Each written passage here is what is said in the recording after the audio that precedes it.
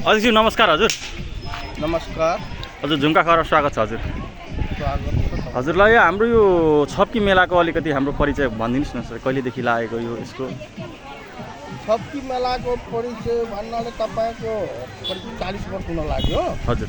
यो तपाईँको थारू कल्चरमा सिर्वा मेला लाग्ने प्रवृत्ति भएको कारणले गर्दाखेरि हजुर। यहाँ पनि यो छप्की पोखरी एउटा प्राकृतिक सम्पदा हुँदा हजुर। यो पोखरीको नाम पनि रहोस्, संसारमा फैलियोस् भन्ने हिसाब किताबले हजुर। भजुराम चौधरीको मार्फतबाट यो मेला लागिएको हो। त्यतिखेर उहाँको हजुर जिज्ञासाले। सर एउटा चाहिँ के भन्छ, छप्की गाउँमा चाहिँ डाकालाई छप्काएपछि चाहिँ छप्की गाउँको नाम रहन गयो भन्छ, यसको बारेमा के छ अलिकति यो तपाईँको हाम्रो पुर्खाहरू जब यहाँ पुरै जङ्गल थियो, त्यो छप्की पोखरीभरि रुखै रुख थियो, पुरा जङ्गल थियो, बाघ गोङ चितुवा सबै थिए त्यतिखेर।